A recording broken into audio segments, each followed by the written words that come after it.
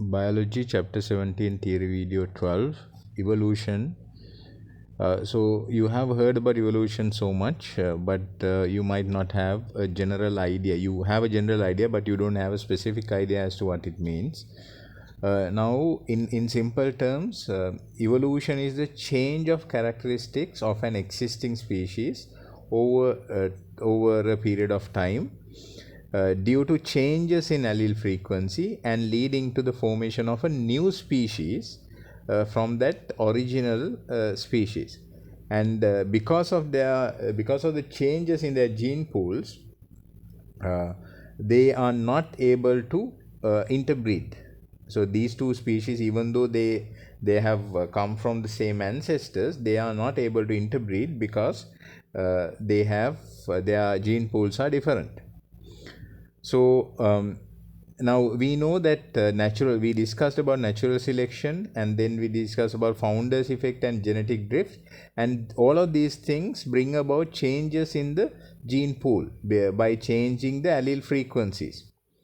So when this happens during a prolonged period of time, away from a larger original group, what happens is a new group arises, a new genetic breed arises, which is quite different from the original species. So this is the formation of a new species.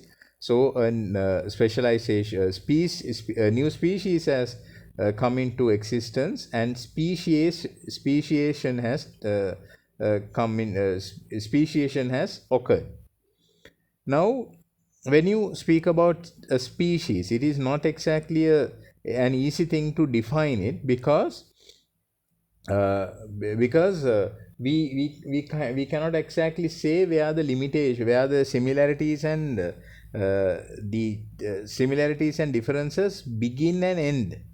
Because now, for example, if you talk about humans and bananas, if you say that the genes are quite similar, now humans and bananas share about 95% of the DNA, but we are so much different from one another. So that is not a proper explanation. Now, if you consider a great ape and a human being, we share 99% of the genes. Even a frog has about 90% genes with us. So these are not easy for us to explain. But if you take all of the characteristics if a group of organisms with similar morphological, physiological and biochemical and also behavioral features, and also if they can interbreed to produce fertile offspring. This is very important, because now when you take donkeys are a special group of species. They can interbreed and produce donkeys who can interbreed to produce the next generation. Then horses are also a species. Horses can interbreed among themselves to produce new horses, and these horses can reproduce to produce the next generation. But if a donkey mates with a horse, there would be a new animal being born. Offspring would be born, which is known as a mule. But a mule is infertile. Mules cannot interbreed. Not with donkeys and not with horses. Neither can they interbreed with another mule to produce new a next generation of mules. So mules will be produced only by the reproduction process that take place between a donkey and a horse. Some words that we need to know. Morphological features are the structural features. Physiological are the features that the way how the body works.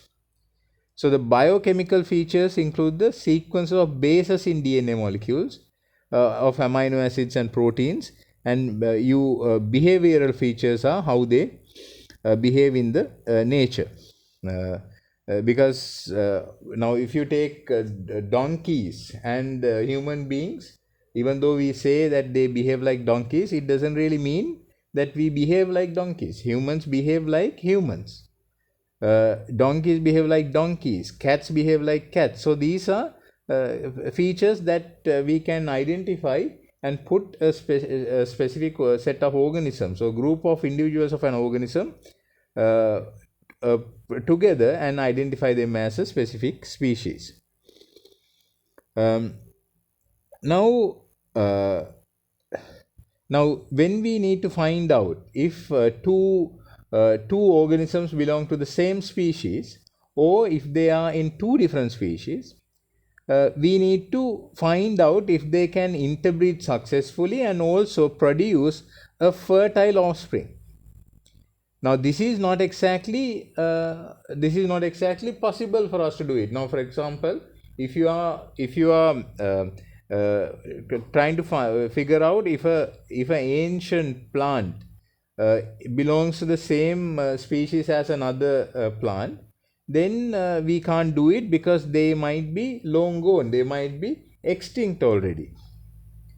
Then they might be, if we have only one plant of one thing and another plant, both of them would be of the same sex. Then the scientists might not have enough time or resources to make this happen. So because of these things, uh, it is not exactly uh, easy for us to test the ability of two organisms to interbreed.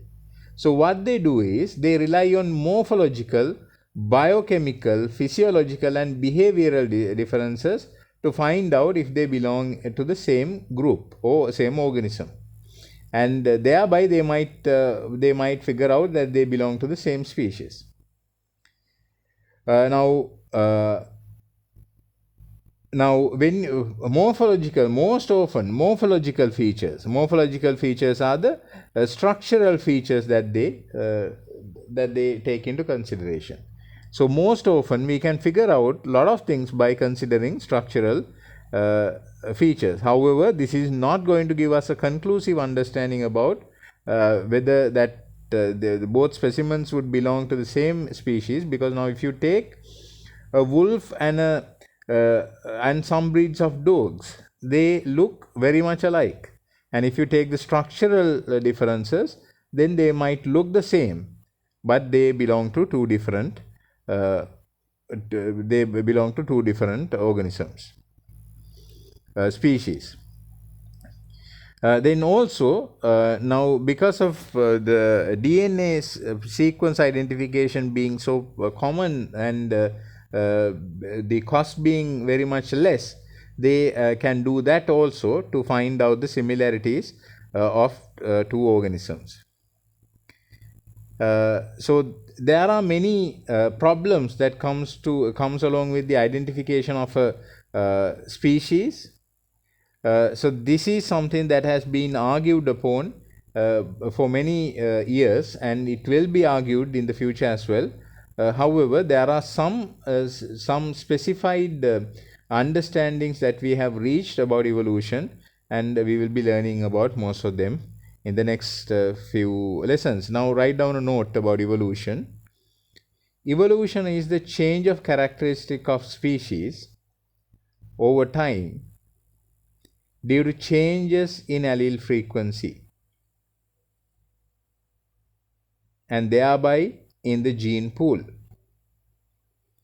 This leads to the formation of a new species from the pre-existing one.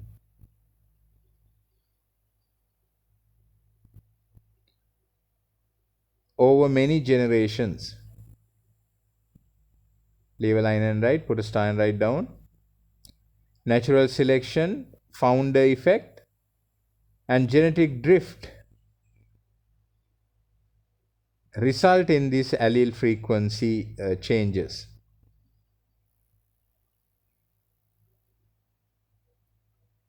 Leave a line and write, put another star and write down species, put a dash and write the definition.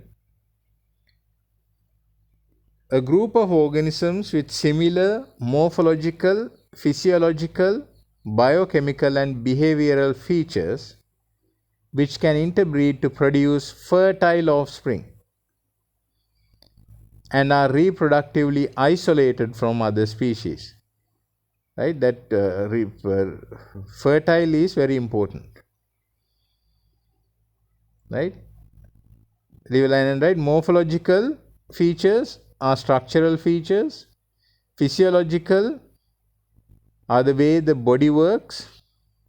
Biochemical features, the characteristics of DNA molecules and amino acid sequences in proteins. Behavioral features,